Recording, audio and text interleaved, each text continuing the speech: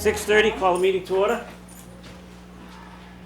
Pledge allegiance to the flag of the United States of America and to the republic for which it stands, one nation, under God, indivisible, with liberty and justice for all.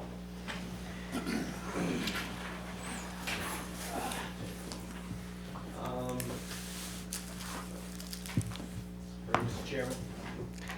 Okay. Alrighty, first thing on the agenda, department head updates.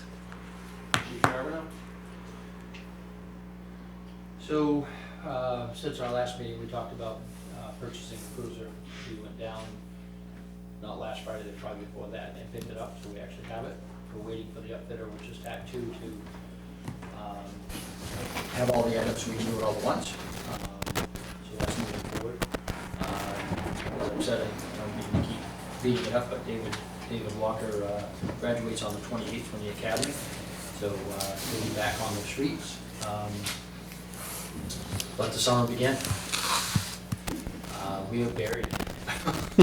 We have some days I don't even know which way's up, but there's plenty to do.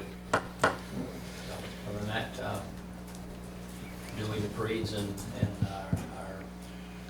we're going to do our best to participate in the cleanup this weekend. The guidance for them. I've got emails from Stephanie Wiener. That's about enough.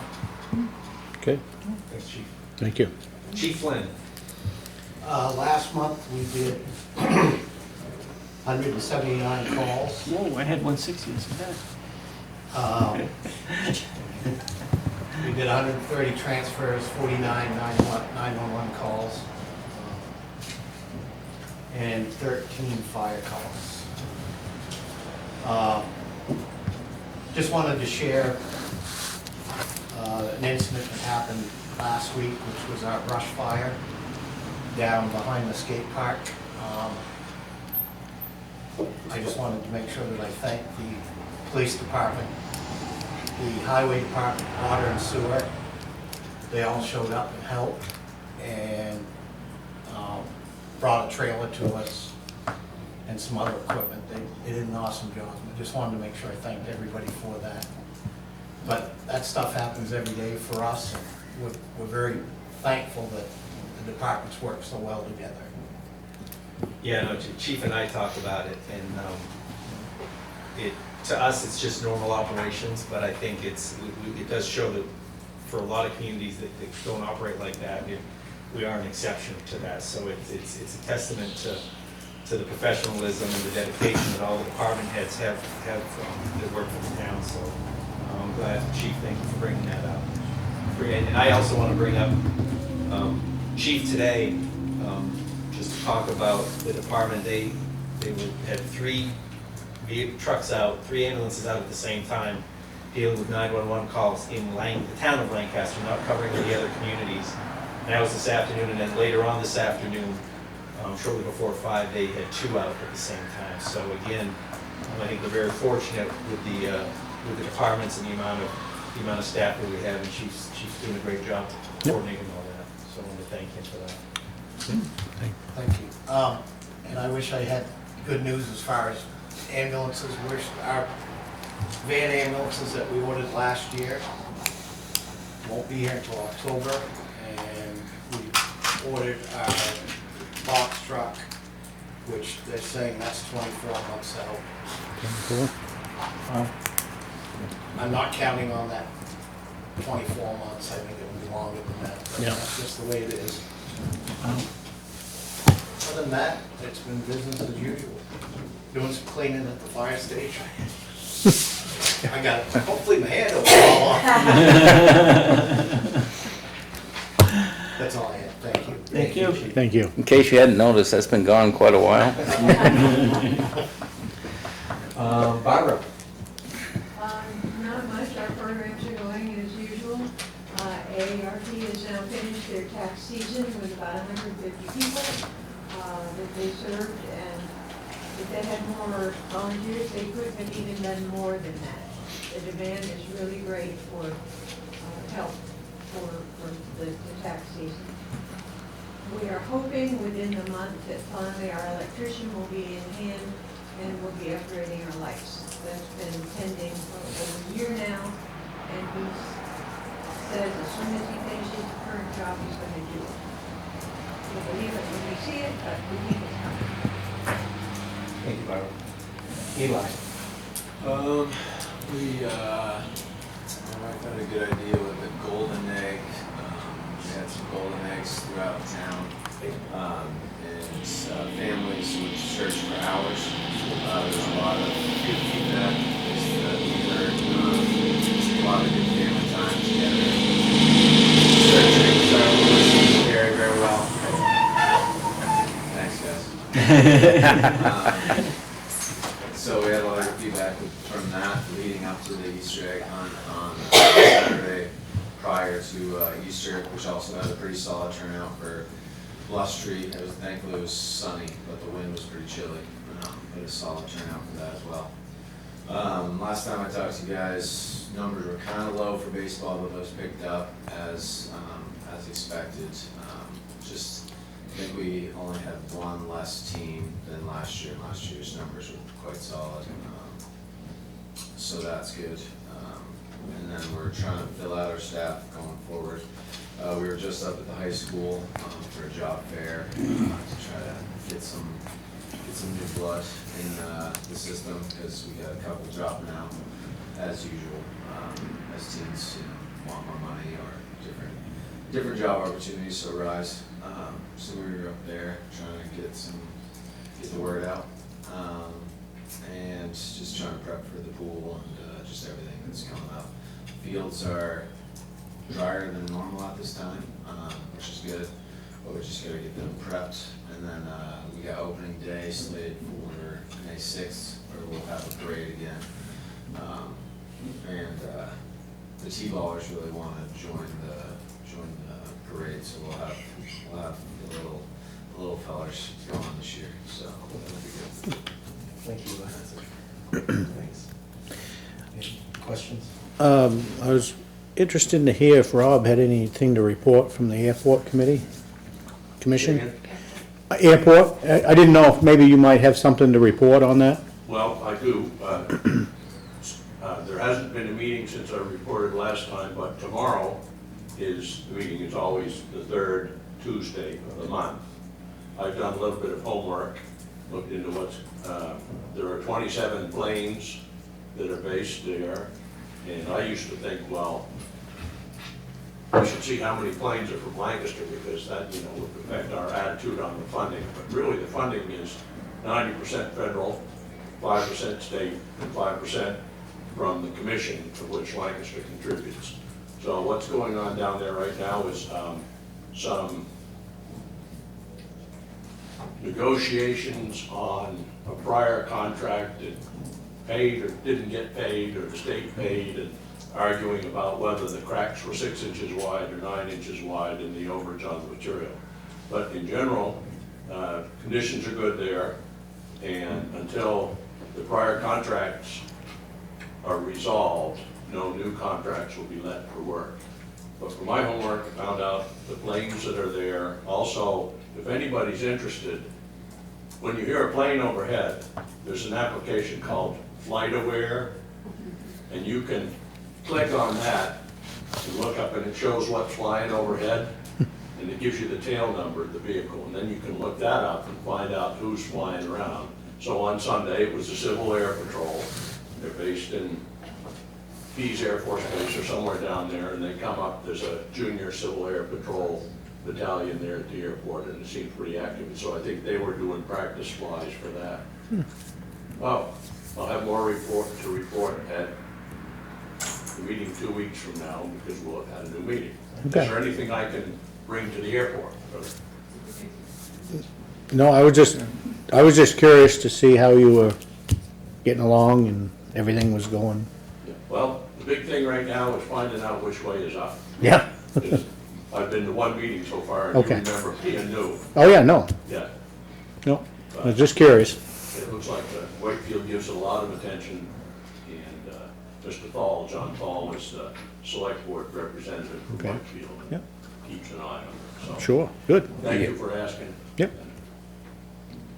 I've got one thing for Eli, and that's not really town business, but I know the VFW Post usually sponsors a baseball team, and I'm not sure that they've done that, but if you need that sponsorship, if you could send me a message, so. Okay.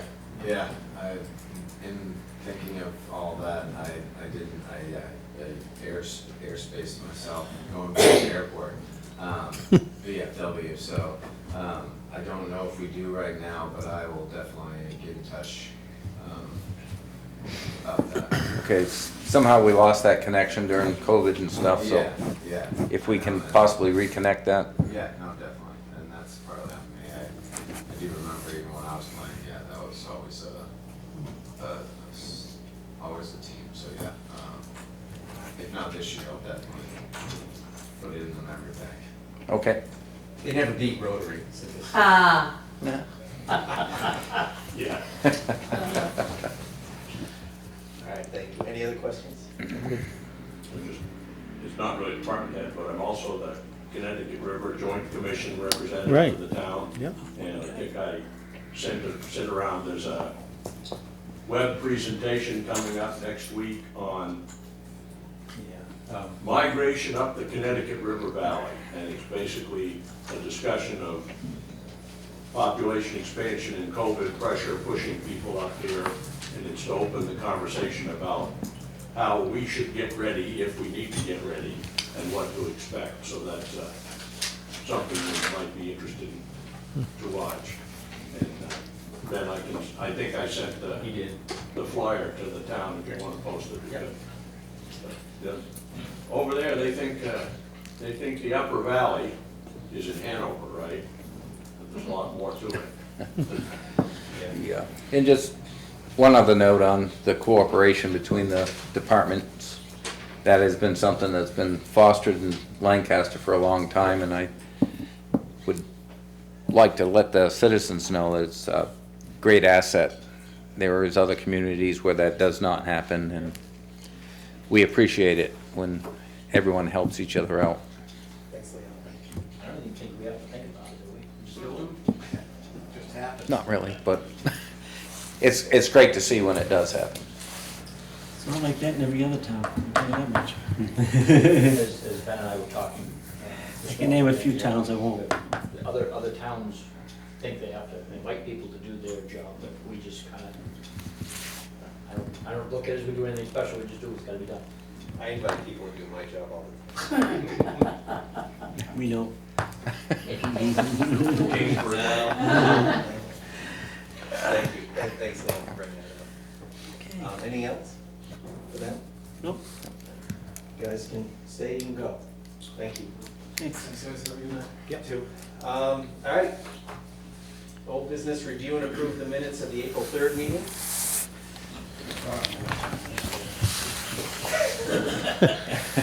Make a motion to approve? I'll second it. All in favor? Aye. Aye. Yes. I guess we should-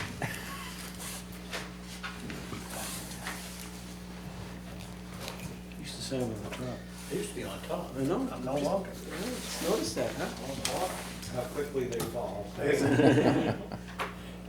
when I go. Yeah.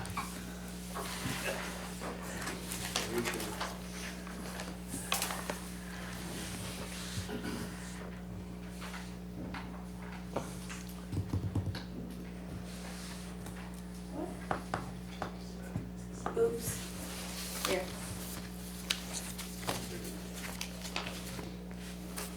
Hang on. Next item is the tax warrant for the water sewer bills, the first issue water sewer bills, authorizing sending out bills totaling $498,611.85 for water and sewer for the town of Lancaster. Yep.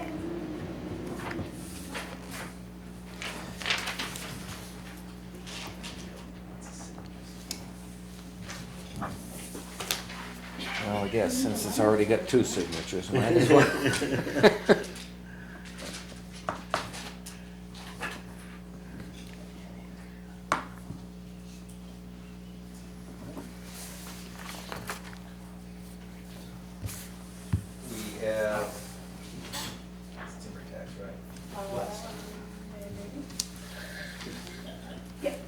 timber tax levy for Michael Del Sesto for $96.35 for timber cut at tax map R1, lot 22.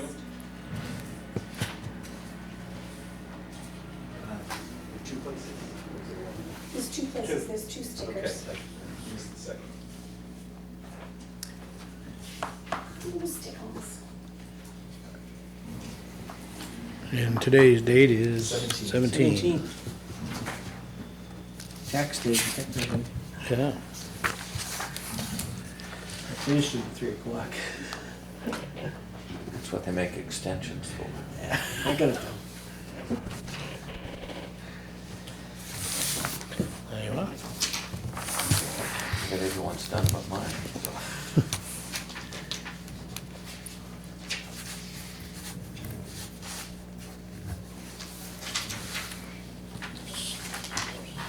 Wait a minute.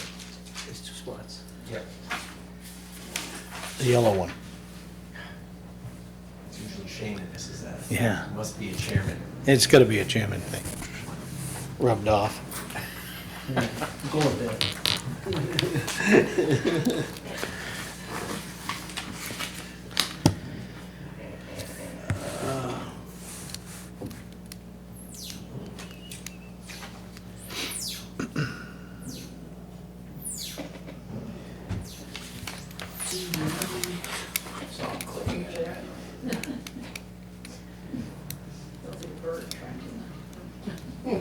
They could be.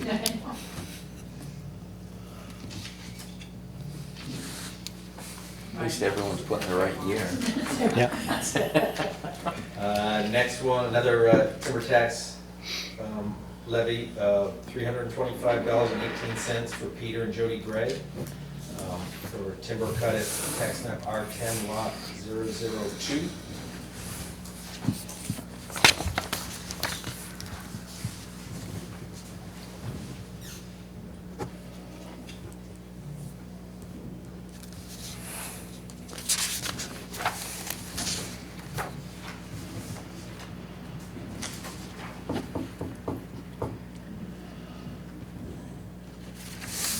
Try this too right now. Okay, thank you. Yeah.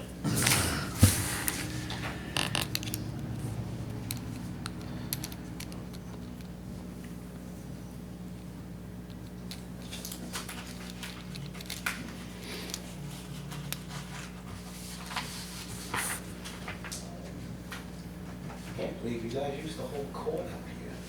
I know, this is the stairs. Just looking around going, The summer was pretty brutal. I bet.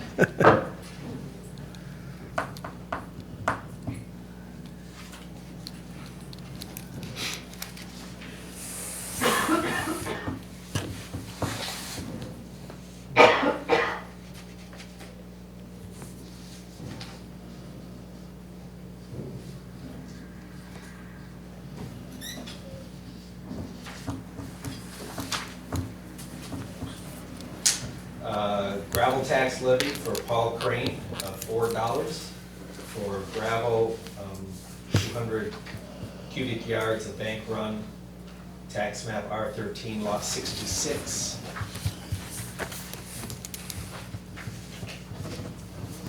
That's huge. Is that the family discount?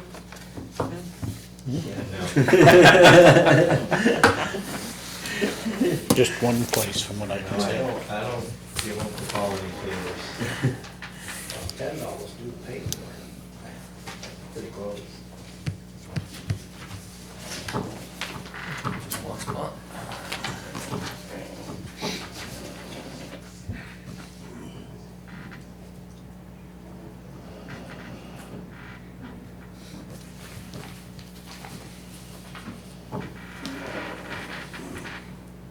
I'm sorry.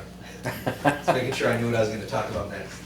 Another gravel tax levy for 80 aggregates, for material excavated from tax map R1 lot 006.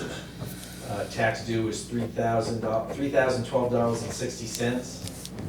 excavated 126,900 cubic yards of gravel, 4,091 cubic yards of loam, and 19,639 cubic yards of stone products.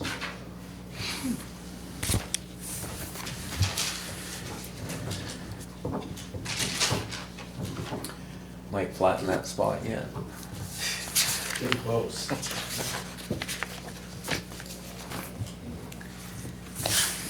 Pretty deep hole up there, though. Yeah.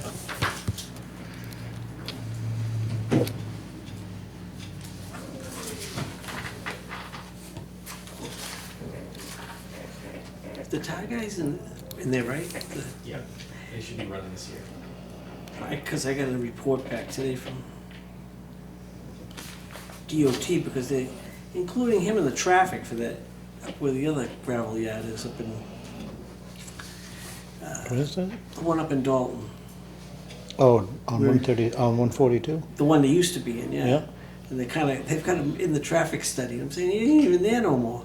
You know, because they're talking about Casella's traffic. You know? Oh, All right, two more, two intent to excavates for Paul Crane. One of them is for property at tax map R13, lot 66. Estimated excavation is banked around 100 cubic yards. The other one is R13, lot 68. Estimated 200 cubic yards bank run excavated. It's down on the lower, is that right? Yeah.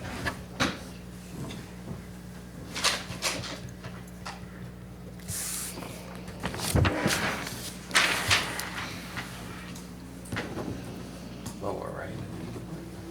Oh, wait a minute. Lower right. I saw it. I just had it right at the top because I was right the last three over there. I almost did. Sign for Paul.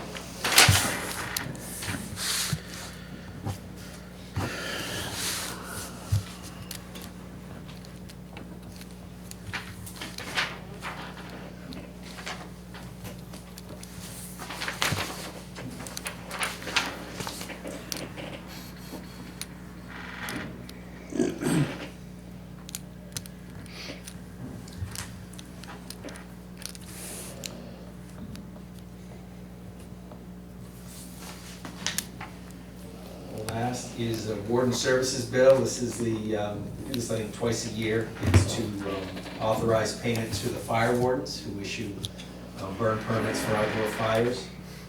Once it's authorized and we pay it, we seek reimbursement from the state. Total amount is $335.96 to pay, to pay 6 wardens who issued several permits. And your signature is down at the bottom. Big money. You guys raking in the dough sheet. Whoa. It's just a Ponzi scheme. Hey, Yeah, got more angles over there. Yeah. 50 cents a permit. Is that what you guys get paid? Is every permit get 50 cents?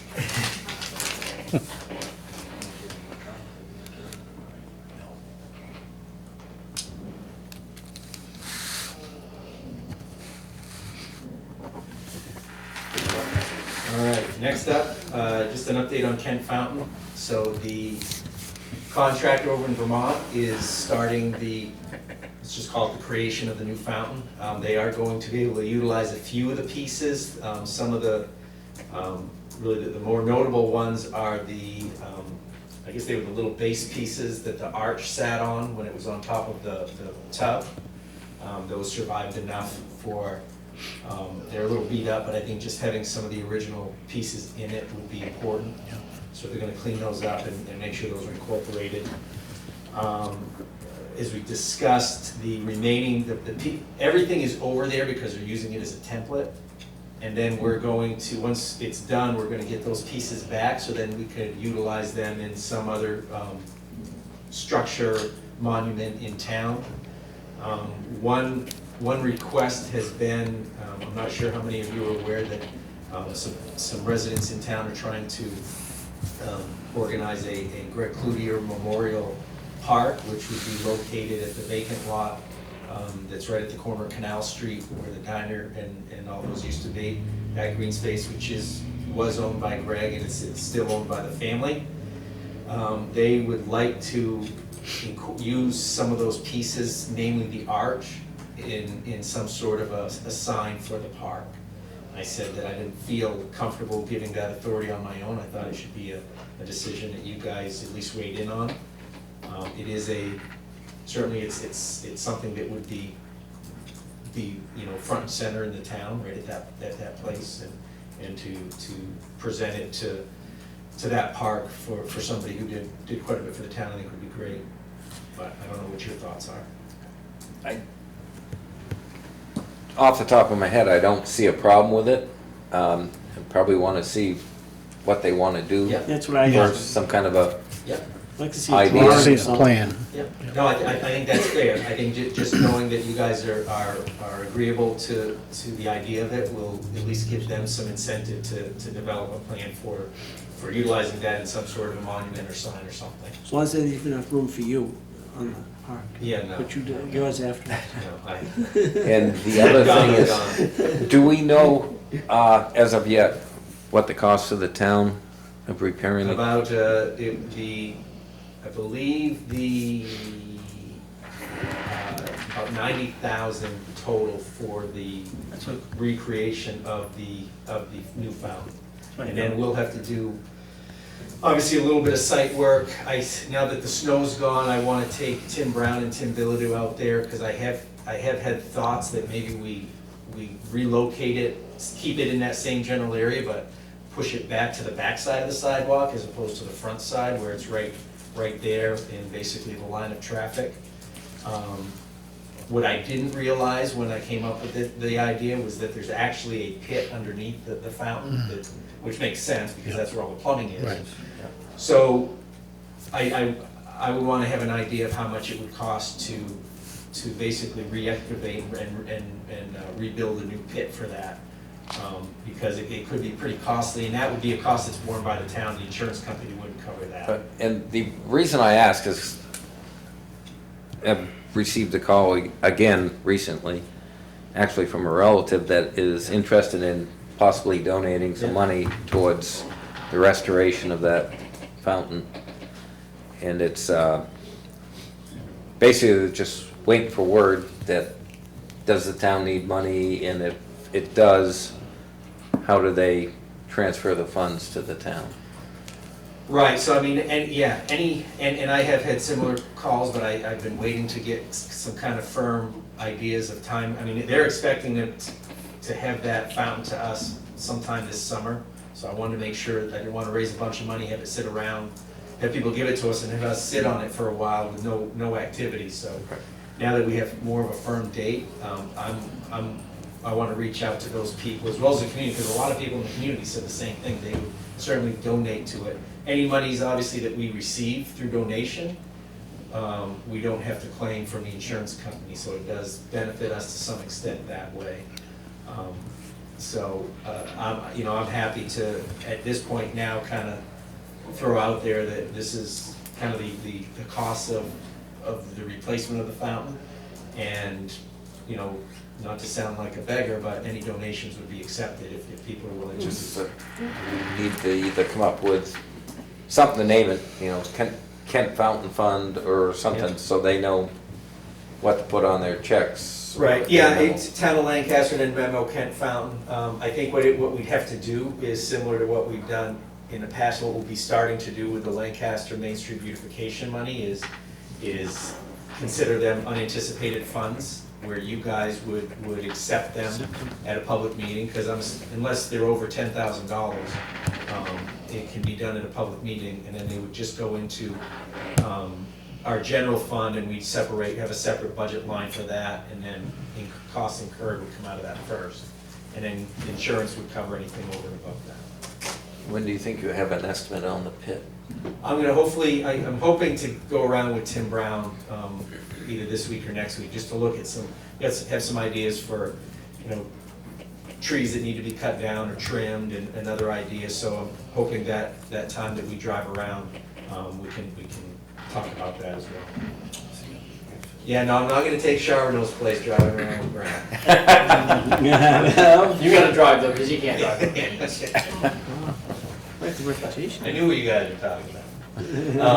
So yeah, so by the next selectmen's meeting, I will have some information on that. Okay. Because I don't even really know what makes up that pit that they're talking about. I'm assuming it could potentially be similar to a, you know, not to sound morbid, but a vault for burial. I am sure it probably is. Yeah. I don't think it would be a big project, it's just gonna be added expenses. And obviously, making sure you guys are comfortable with that as well, moving it. I mean, I don't know how people would take to having, I mean, I'm thinking, like I said, similar location, but on the back panel of that sidewalk, because that sidewalk is like 2 panels wide. So you move it to the back panel as opposed to the front one, and you still have enough room to go around it from the roadside, but it keeps that out of the roadside way. People have mentioned putting up bollards, and I think that would just look awful. Yep. So take away from it. Right. Yeah. Give them more replacement money than the sold. Yeah. Right, yeah, exactly, yeah, there's, Haven't made no progress on the statute that was originally on top of it either, though. no, I don't know where it went. I asked the Historical Society, and they don't know where it is. Probably somebody's basement. Somebody's headstone. No, it could have been melted down during one of the world wars too. It got knocked off there fairly early. I think they said it was a horse and carriage. Yeah. It hit it when it got knocked off, so. So that's that with that, so I will let them know that, you're agreeable to the idea, but you wanna know what their plan is for the design. And obviously, I would think that there needs to be some condition that if for some reason, I don't think that this would happen, at least in my lifetime, that you're gonna sell that land for, you know, Main Street development, but that arch remains town of Lancaster property. So if something ever happens to that, Right. we at least have some say as to what happens afterwards. It would be returned to the town or Yep. something. Right. And I guess some kind of plan for maintenance of the park Right. would be, Well, the park's not gonna be ours. right, but I mean, Yeah. in 40 years from now, you can see somebody saying, well, why is the town not maintaining it? Okay. No, So- no, they do that all the time, you're right. Yep. No, it's a good thought, thank you. Any other questions on Kent Fountain? Next item, this was a issue I wanted to bring up because Mr. Christie shared some concerns a week or so ago. Back when the highway crew was out, with the snow being gone, the highway crew was out on the gravel roads, doing their normal early spring maintenance where they take gravel, they fill in the potholes and the ruts, and then they just back drag it with the bucket of the loader. Mr. Christie thought that created, it made the matters worse, the road surface worse than it was. And I shared with him, the only solution I can think of would be just to not do any early spring maintenance if it makes it worse, because, and I know, I think, you know, the Bornsteins live on Mount Prospect Road, and I know Linda was included in the emails. Yeah, Good- but that, good Robson. but it was a separate thing, but, If I could say anything, it's like, there's a really bad place just between Wesson Road and their house, but the practical problem is our neighbor Teresa. Well, we've spoken Because to you before. material gets put on there, good practice, right, you gotta build it up, but at Teresa's house, it gets to be a berm and she can no longer get her truck out of her driveways, and especially if she's pulling a horse trailer. And, so I've been looking at it, and I don't know much about it except that it gets to be a big mud pit down by the pipeline. It gets to be a mud pit there by the cabin on Reed Road. And so I'd be interested in what it would take to, pretty expensive to re-engineer the road. But that road is an important crossover for a lot of people, you know, Route 2 to Route 3. shouldn't be. But I mean, well, people are going from Jefferson residents who work up at the school go across and all that stuff. But the problem is, whatever material they're putting on, they do a nice job putting it down and grading it. But then the heavy traffic tends to, you know, they build a crown into it, but we get a rut on both sides of the ground, and the material's soft, so it gets pushed up into kind of its own curvy berm just before the ditch. And so when the water's in there, it collects and it gets really, really soft. And this, it wasn't like this, what, 10 or 12 years ago. It was different material or something, or maybe it's just the material was built up so much. It has, so just to backtrack, Terry and I went and talked to the maintenance, Tim Brown? Tim Brown, Yeah. last fall, I think, because she was having problems getting out. And he said the road didn't grow, but we know the road's grown because we had a berm that was at least about 8 inches above the road that is now even with the road. So the road does grow. The elevation of the road has increased at least a foot. I know that sounds crazy, but I know where the road was. Right. The road is a foot or 12 or 14 inches higher in elevation than it was 14 years ago. I've got some pictures of it. Yeah. And actually, It used to be way it- below my driveway entrances. We keep building the driveway. And now, and I keep building the paving it higher. In fact, Ed Sampson even had the town crew come out once and put a little speed bump at the end of the driveway, because otherwise the road just washes into our driveway, which isn't, we don't like, because you know, you don't want your road in our driveway, so. it doesn't sound crazy. Anytime you put in, just like when they paved the road by my house, I have to call the state every second or third time they do it and say, okay, I can't get out of my driveway anymore without dragging. Yeah. And So- Terry's house, the problem with her first part of her driveway is it's a ledge. We did verify that with the town, but the other side where her barn is and her horse tree is not a ledge, and that is still growing. But it's not just that. That is part of it, because they're using something that is like soft, as Rob says, and it just turns, during mud season, it doesn't just pack. adds It to the doesn't mud pack, it season. sort of squishes. Yeah, it's like, it's like, I don't know, it's like long, but, and even, the problem is, even when you put the road bands up, we're having heavy vehicles coming up and down our road that I know are not supposed to be there. Peter almost got run over by a logging truck when the road bands were up. Really? We have a certain neighbor who's using heavy equipment up and down our road, and it's just destroying the road. There's now a 6-inch pothole at the end of where he keeps coming in and out with all this heavy equipment. It's a disaster. I was made aware of that today, somebody Yeah. else came in, yeah. Yeah. So I gotta say, we get good attention on that road. The town crew works hard on it. Where there was a bad place by Teresa's, they put a culvert in, they fixed my culvert. It's not like they're not doing the right thing. It's just that so much of the right thing has been done. There's now kind of a mud swamp. And one of the things I think about is, Your house really had a mud swamp. well, yeah, but traffic is growing, right? Yeah.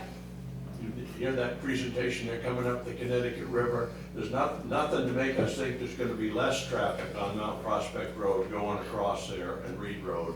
So I'm thinking, wondering if there's something else that can be done to the road to keep it from deteriorating as more use comes to it. And if we can have some idea, I mean, if it's not cost effective, then we try to keep the traffic off the road, right? Yeah, build speed bumps. But, well, no, but there's also, you know, there's a proposal around to add some industrial activity to the neighborhood, and if that happens, then there's more heavy trucks, and I know it can be done, because what Davidge built for his log landing, beautiful.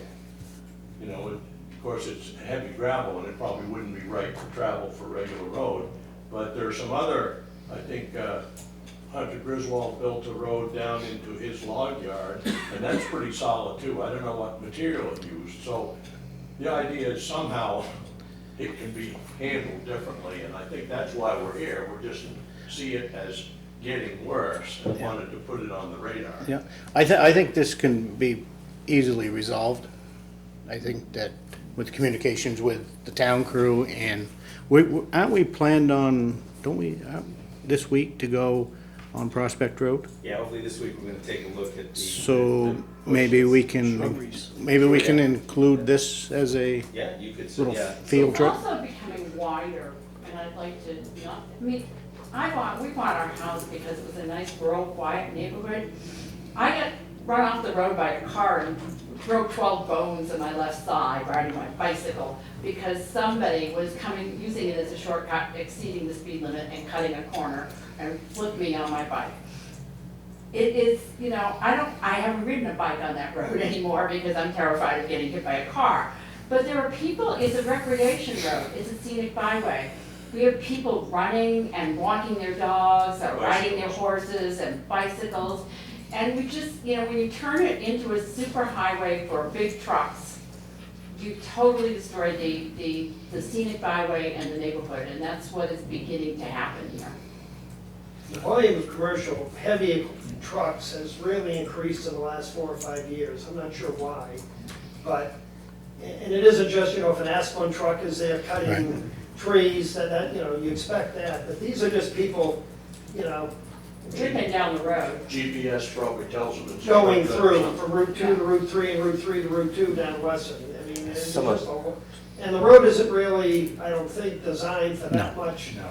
No. Our That culverts volume are of that indicated big because of it. sized heavy vehicles. So that's, I think the road's deteriorating and just can't hold up. There's cracks where crevices, where the culverts are, there's potholes, and you keep trying to maintain it. It's, I don't I don't know if know, there's a way to some extra minimize signage the amount as of, far as reduce the keeping amount of heavy vehicles commercial off. traffic on there, but Through road? it's really not Not a through designed road? for Yeah. giant Put it on a through road. logging trucks and Can't do it. construction trucks and Or kids doing wheelies at the I don't know, why not, intersection, right? Weston and Mount Pro. Can we make that not a through road? No, there's others.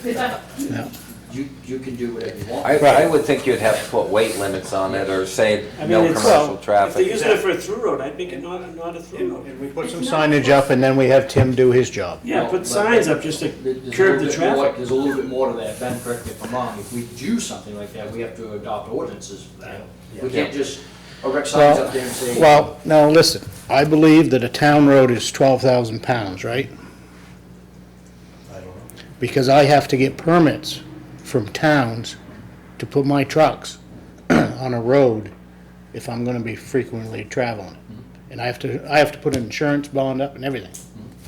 So I think there's something already in place with the towns. Well, I think if it's a town, and I don't know this for sure, but it's like when we put the signs up on Summer Street. Yeah.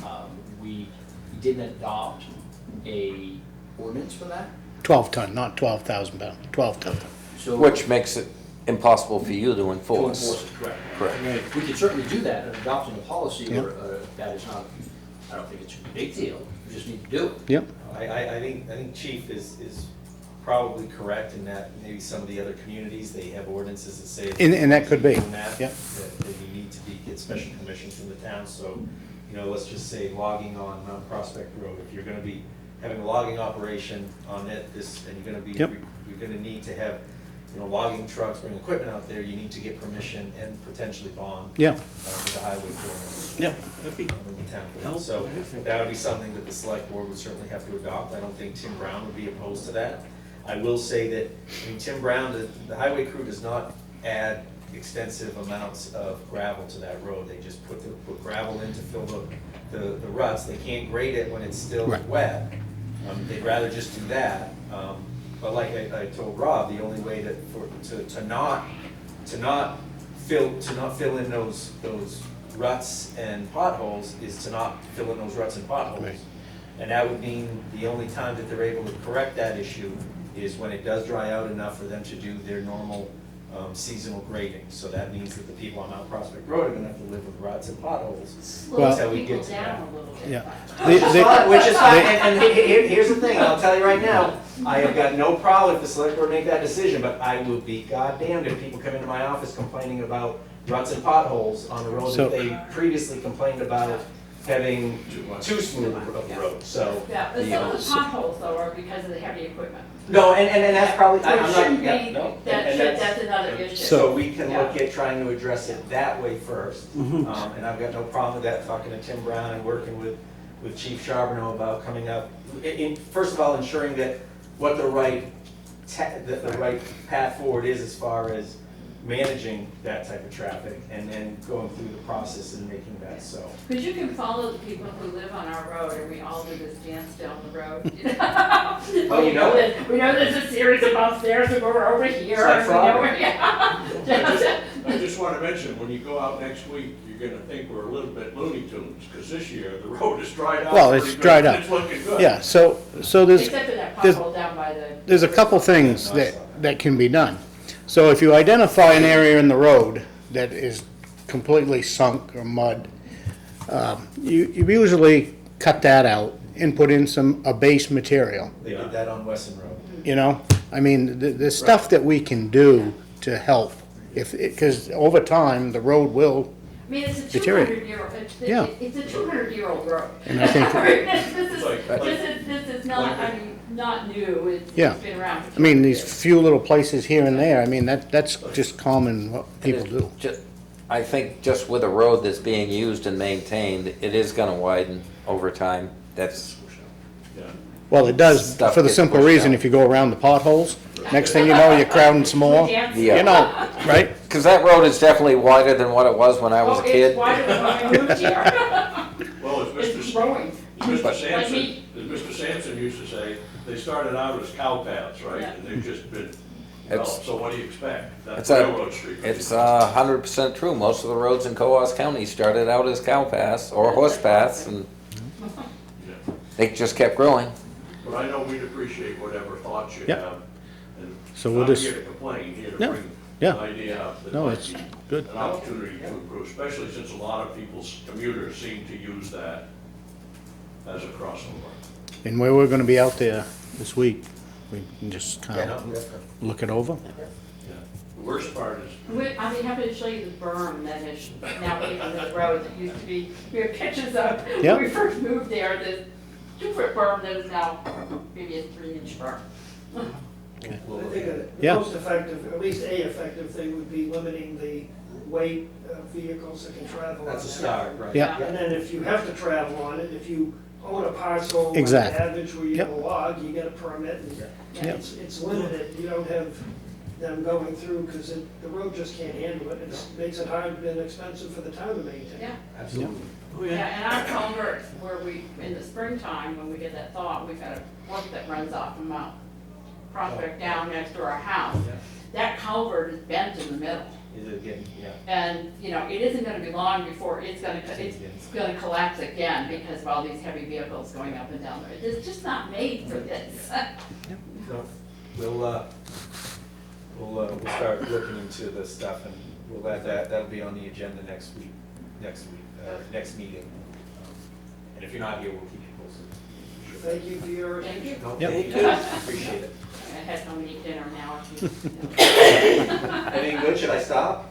Yeah, it's in the co-op, it's just a salad. See you tomorrow night. Okay, see you tomorrow it's on my way night. home. See you later. All right, moving on, new business. We have appointments to the planning board.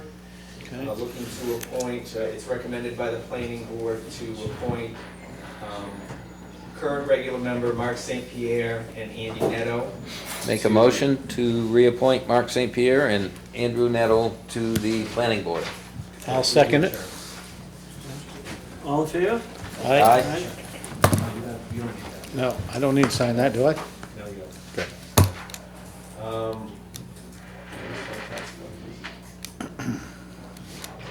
It's a notification when the last tax bill went out.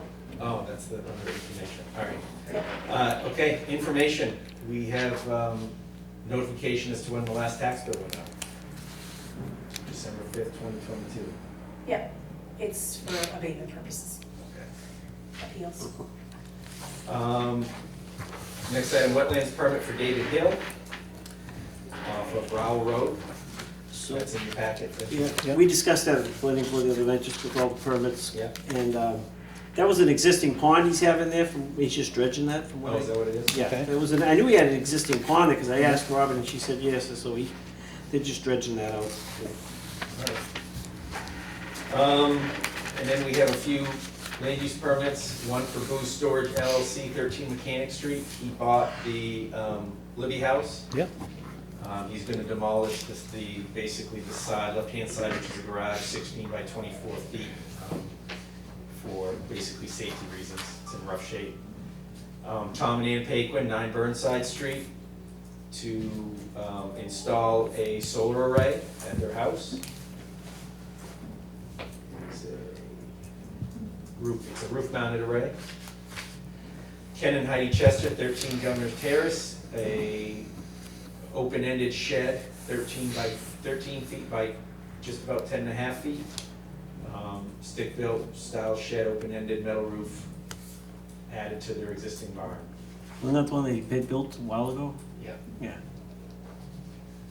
Garrett Champagne, 193 Prospect Street, demo of an existing deck and replace it with the deck is 8 by 14 and replacing it with a 10 by 18 stick-built mudroom with windows.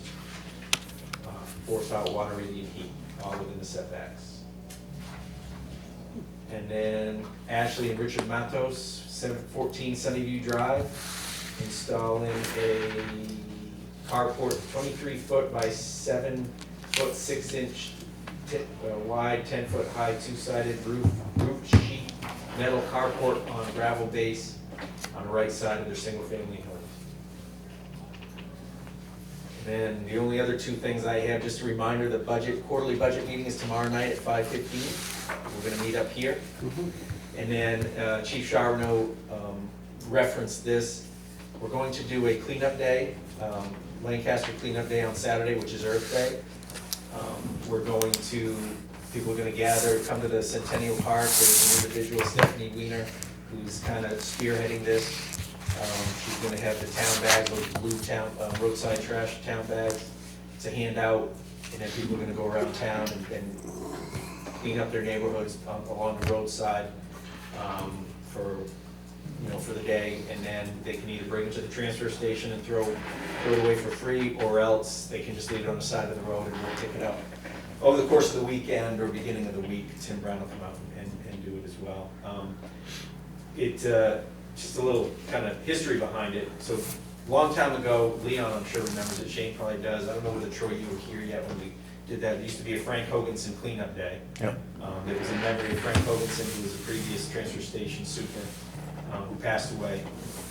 And it was a big community event. People would go out, clean up the streets, the roadsides, and then afterwards, I believe they used to do a barbecue at the transfer station. They did. I think because of lack of participation, that ceased to exist, and there's been a lot of calls for it to come back, and we just haven't found enough momentum to do it. We were hoping, last year, Brian Patna was hoping to do it in partnership with the Conservation Commission. Really didn't work out timing-wise. So then what happened actually this year, coincidentally, a few weeks ago, a woman, God, I hope this is her name, I remember, Heidi Hawk, who lives on Gore Road or Garland? Gore Road. She emailed me just out of the blue and said, hey, Ben, is there something we can do about this? It's horrible, the roadsides are horrible, I clean up, my roadside area, weekly on my walks. Is there some way we can organize something? And I replied back that this is what we used to do. I'd love to get something going again. And I was going to just kind of put out there on Earth Day, just go out and clean up your roadsides, just to see how much interest there was. During that week, I had a meeting with Stephanie Weiner, who is now Congresswoman Custer's North Country, what do they call representative? Yeah, good constituent services. Constituent services representative in the North Country. I was meeting with her and I was explaining Ms. Hawk's email and her concern, and then just out of the blue, within the next week, Stephanie sent me this whole idea, this is what I want to do, and I said, great, let's do it. So I just want to applaud both Heidi and Stephanie for stepping up. Heidi was and I expressed this to her, very positive and constructive requests, and it wasn't even a complaint, it was, this isn't a problem, can we do something about it? And when I said this is what I'd like to do, she said, great, anything I can do to help. And then Stephanie stepping up and taking the lead, which again is, talking about our department heads participating together. These are community members participating together to benefit the community. So I'm really excited about it. Hoping next year we can we can plan earlier and maybe do like an end of the day celebration at the transfer station. Have some burgers and dogs and get a bunch of people together. So I just want to throw that out there. So they're meeting at Centennial Park at 9 to pick up the bags. And then going out, we will be there. I'll be there with the chief as well. We're gonna make sure that we explain some of the safety issues, leave hypodermic needles alone. If you find them, call the police. If you find any one-pot meth labs, and we'll hopefully have some pictures of that, because those are out there. I actually found one a few years ago doing cleanup. Just to make sure that it's as safe as possible. So excited about that, but actually also a little bit more, just so you guys know, last Friday, the transfer station crew, Friday morning, first thing when they came in, they went and they cleaned up Water Street roadside from the Winter Street intersection with Water Street all the way down to the transfer station entrance. So Nice. that's something Rusty had said that he would like to hopefully try to get done throughout, the non-snow season, at least once a month. Just take an hour or less at this point, maybe just go up and down Water Street and clean up. Do our part because, most of that garbage is probably there because people go to the transfer station. Trucks, yeah. Can you repeat the cleanup day again? It's this Saturday, Rob, which I This think Saturday. is the 22nd. Thank you. We put it's on our resident notices and it's on our Facebook page too. So like I said, it's listed 9 to 11. So certainly people just show up at 9 to pick up their bags and then spread out, find a street, a road, a neighborhood to go clean out. Not hard this time of year. God, no, it's horrible. So, but that's all I got. Anything else? I don't have anything. Anything else? Nothing from everybody else? Rob's the only one left here. Looks like we're exhausted. We Make a- exhausted Rob out. Make a motion to adjourn. I'll second it. All in favor? Aye. Motion adjourned. Thank you, gentlemen. Use that term lightly, don't you? I wasn't looking